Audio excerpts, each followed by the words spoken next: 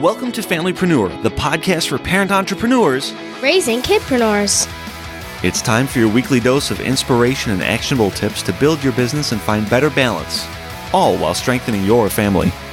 And now we'd like to introduce your host.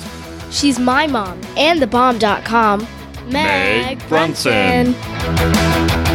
Hey there, welcome to episode number 85 of the Familypreneur podcast. Today's guest stars on the hit Netflix series Fuller House. He has previously starred opposite William Baldwin, Denise Richards, and Tom Arnold, among others. He's a veteran of dozens of television commercials and short films. Plus, he's appeared in a variety of stage productions. When he's not working professionally, he enjoys performing magic tricks and has even ventured into building a side hustle around his love for magic. This 16-year-old is definitely a budding young Hollywood actor to watch. Now let's welcome the actor who plays DJ Tanner's oldest son, Jackson Fuller, Michael Campion. Hey, Michael, thank you for joining me today. Hello, how are you doing? Good. I'm so glad that you had time out of your busy schedule to chat with me. Yeah, of course. This is awesome. So first, I would love to know a little bit of the backstory about how you got into acting and then landed a role on Fuller House. I've been acting since I was about 5, and I started out doing community theater plays. There's actually this one place that I went to called The Magic Curtain down here in Orlando, and that's how I got my start. I did plays, and then from there I went to I got an agent, and I did modeling stuff to kind of get me started, and then I did some commercials, and at the same time I was doing plays for my church and all that, pretty high end productions, which was got me a lot of experience there. And when I was 9, I'm pretty sure I got my very first feature film called RoboDog, and so that really set things in motion. And then I got an agent out in California, and then from there I got another feature film, and then that summer I got Fuller House when I was 12. So it's been very lickety split since 5 getting stuff. But I'm very very blessed to have Fuller House, honestly. So I'm curious, with your experience in both movies and a regularly occurring sitcom, do you have a preference? Do you like one over the other? It's such a different experience on each of them. Sometimes, I like Fuller House better just in general because it is way more stable, I guess, because it's a very regimented schedule. We have certain days and we do the same thing each over those dates. Tuesday we have rehearsal. Wednesday we have dress rehearsal. Thursday is we pre-shoot everything. Friday is live audience, and then we just repeat the same schedule. But on a movie set, the hours are very weird. So I usually designate a certain amount of time to study my lines, but when I'm doing it on a movie, it's very difficult because one day I could come in at 6 a.m. The next day I could come in at 3 o'clock in the afternoon. So it's I like Fuller House better just because of how stable it all is, if you know what I'm trying to say. Oh yeah, for sure. The schedule, the structure, I can imagine the other way would be exhausting.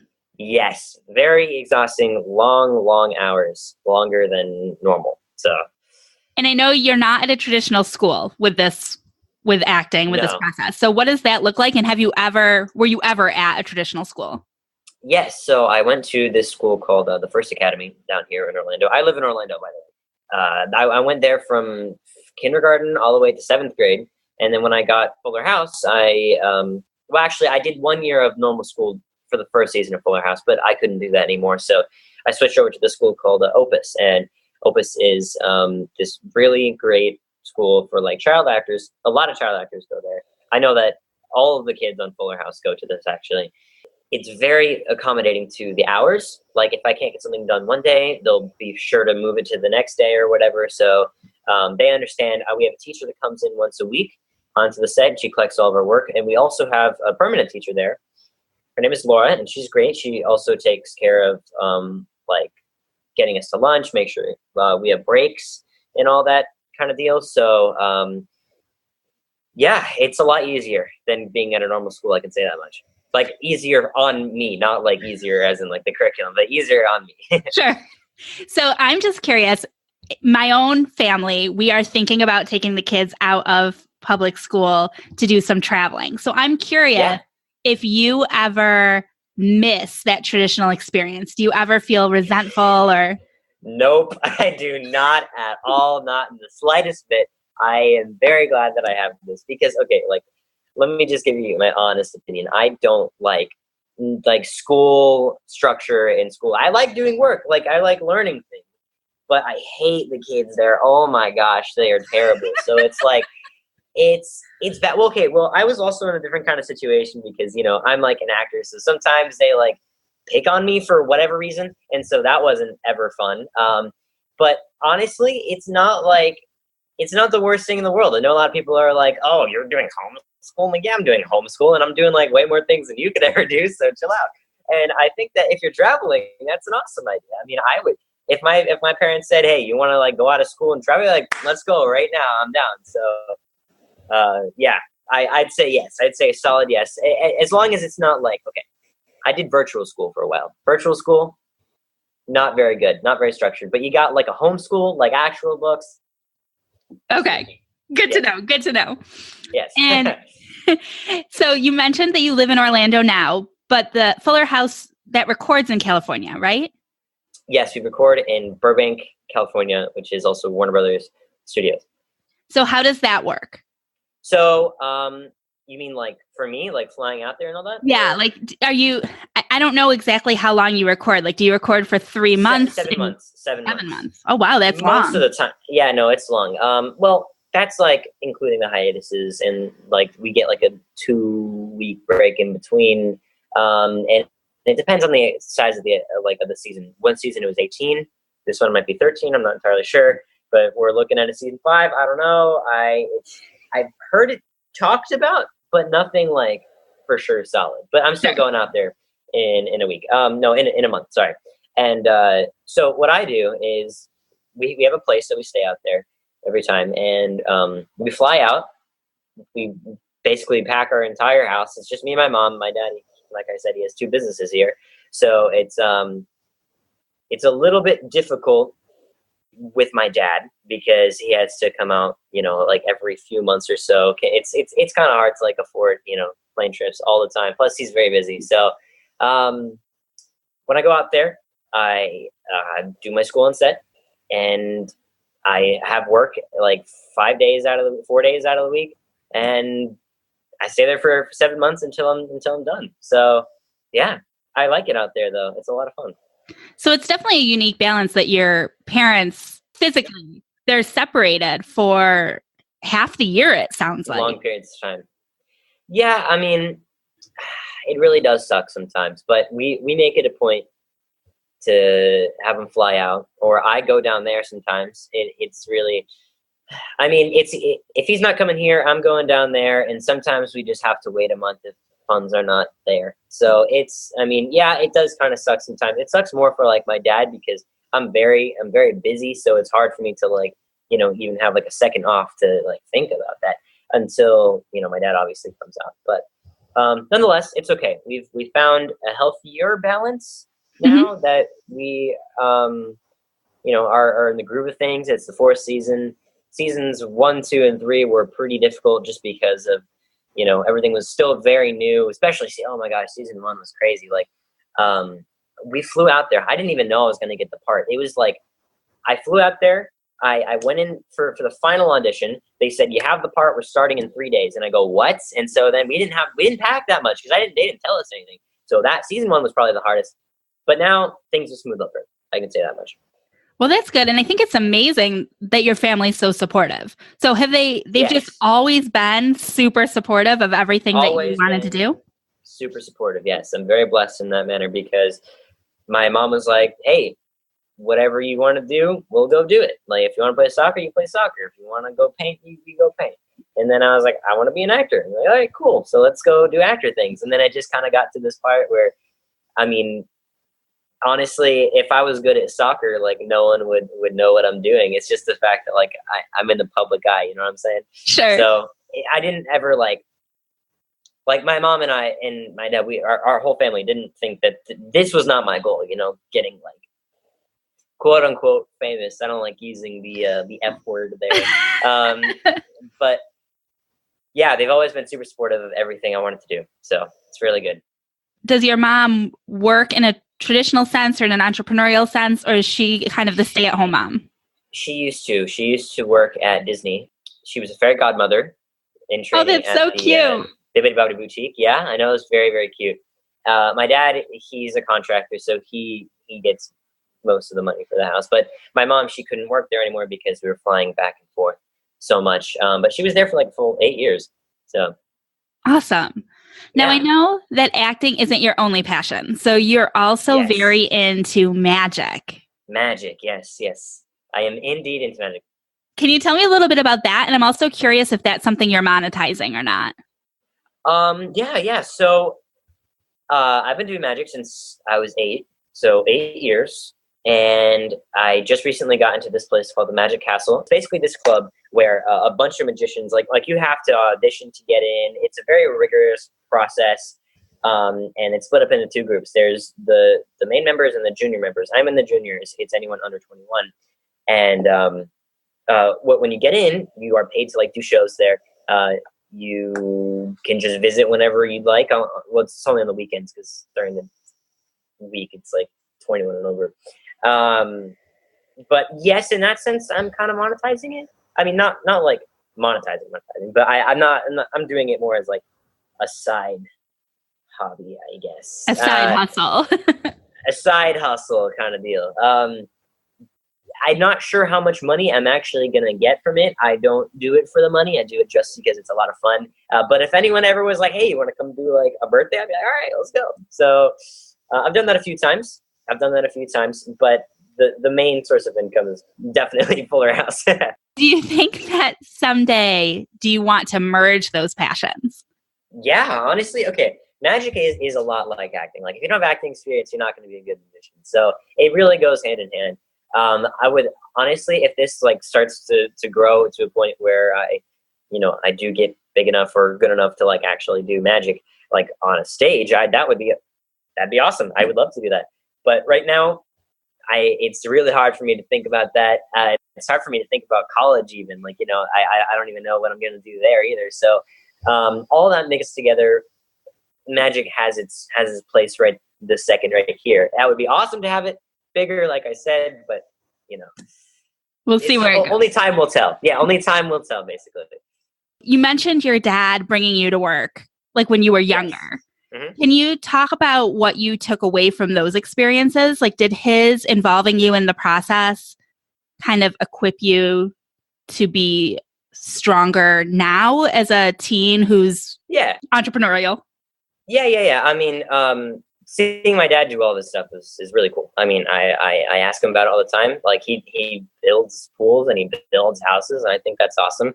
And he's taught me a lot about business, I think. So as much as I definitely would love to own my own business one day, I feel like I couldn't have actually had like this mindset if it weren't for him like teaching me about that sort of stuff. So yes, it was priceless information and experiences from having my dad like take me to his work and explain how things go. And he talks to me about it all the time. Like when we're in the car, he'll just tell me about his day, and I'd be like, oh, that's cool. Like, tell me more. And so I think it's really good to share those kinds of experiences and thoughts. Just involving your kids as much as possible. Yeah, exactly. And then what advice do you have for other kids? So if there was a kid out there who wanted to be an actor, let's just say, what should their first steps be? It's very different if you want to go down like certain paths. I mean, I know some people, they just like, acting, and that's really cool. The easiest way to get started is probably like theater. Mm-hmm. That's really cool. And that's obviously how I got started. But getting started in something like this is very, very difficult. This is a stroke of luck. This was something that came out of the blue.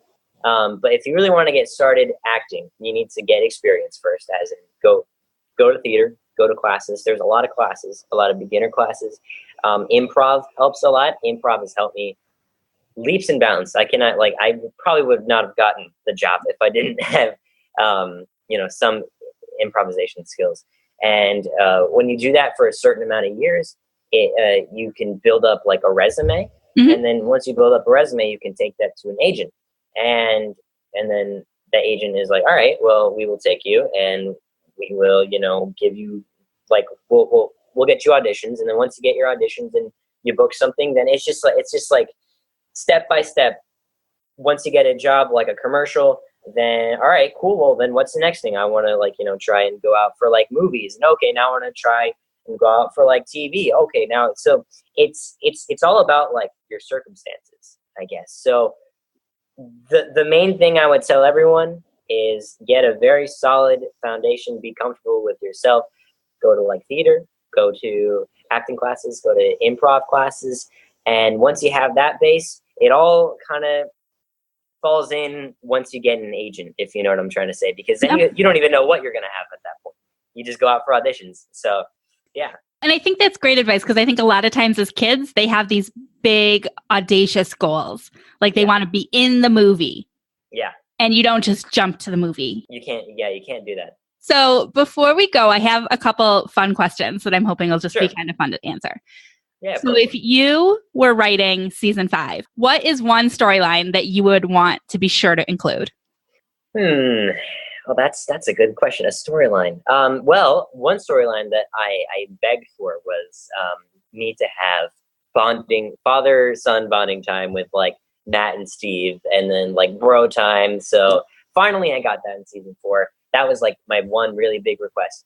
But I would really want to see more stuff with Jackson and his best friend, Popco, because he was not included like at all with me in season 4, which was really unfortunate. And him and we're like really tight. So I was just going to say, like, are you in real life friends? In real life, we're super tight. So if I would want to make a whole story arc about me like becoming friends again with Popco in the show. That would just be the best. Would you be like getting into trouble though? Like, would that be like a learning lesson? Oh yeah. It would be along the lines of like he's kind of gone off the deep end. You know, he's getting in things that are really like, you know, going to parties, drinking and all that. And I'm like, dude, I don't really want to do that. And then it's sort of like a thing where I go to one of those parties and I get like drunk or something, and then everyone finds out, and then I learn, and then he learns. That would be awesome. I would totally write that in, 100% hands down. So I'm also curious. Well, first of all, have you watched Full House? Like, did you watch that either before or after? I did. I actually watched. I knew about Full House before I even knew Fuller House existed. So. Oh, that's awesome. I have to be honest. My kids didn't. So once Fuller House came out, I was excited because I watched Full House as a kid, and we sat down and we had to explain it all and like look up old clips and things like that. So I'm curious, like you as an actual person, who do you think you're most alike? And it can be from either Full House or Fuller House. Oh, you mean like character wise? I was definitely gonna pick Joey for sure. Yeah, 100% Joey. Okay, let me tell you, me and Dave are so tight. We are like, cause we first of all, let me just say, he is exactly like his character in real life. He is Joey Gladstone. Because, well, I mean, he's a stand-up comedian, but I don't know. We just like get each other on that level, and I've always loved him. And so, if I had to be a character, or like the one I most relate to, for sure, 100% Joey. He's just so funny. I love pranks. That's another thing about me. I am like the prank lord when it comes to Fuller House. And I have so many videos, and it's just great. I'm actually winning the prank war currently. We have one on set, and it's like 35 to like 39 or something like that. So who's a part of the prank war? It's me, Sony, Elias. Sony plays Ramona. Elias plays Max. Andrea plays Kimmy. Stephanie. Well, Jody plays Stephanie. And it's just us 5. We're all in a giant prank war. Is it kids versus adults? Pretty much. Yeah, that's pretty much what it is. You can actually look up this one video. It was the prank war between Jody and Andrea. And fun story real quick. Just real quick. So Jody accidentally signed one of the props, because we have this little table where we sign stuff to like give out to the audience, and somebody left a prop on the table, and she signed it. Everyone made fun of her, and then someone left their parking ticket on there, and she signed that as well, and so we just started making fun of her, like, you know, about signing all these things, and everyone asked her to like sign stuff.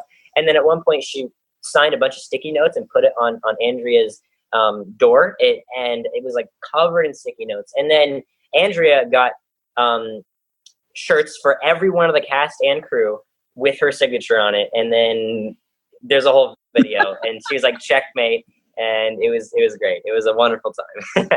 It's fun to hear like all of those fun stories, and that yeah.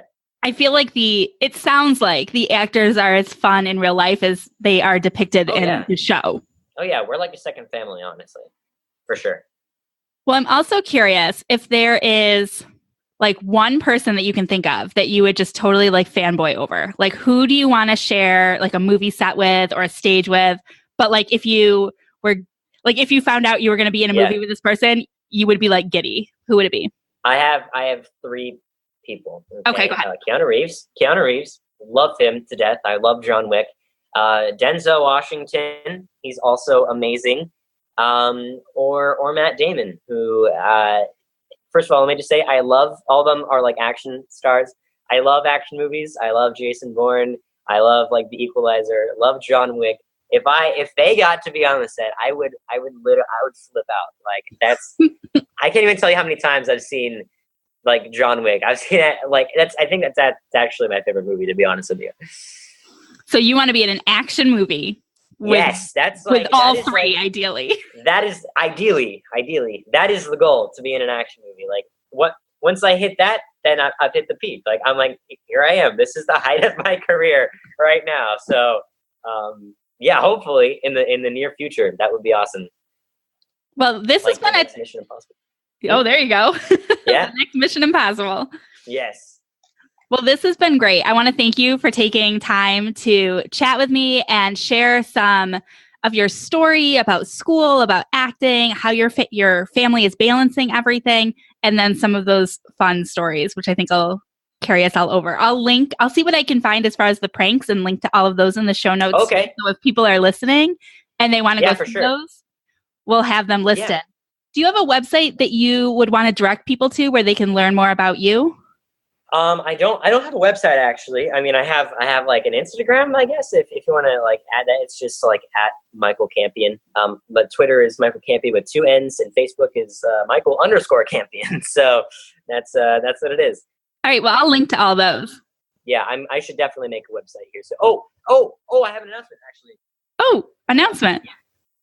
I am gonna have like Fuller House merchandise on a website that I am going to be making in like the next month. You can email me the link and we'll add it to the show notes when it's ready. Sure. Awesome. Thank you so much.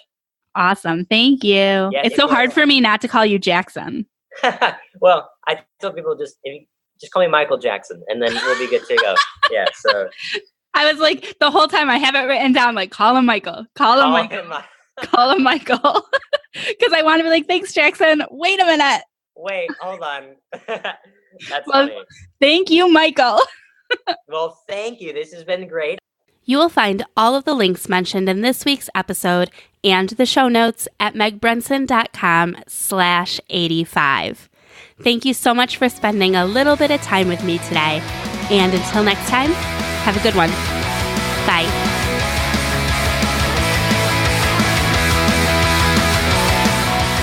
Don't miss my mom's next episode.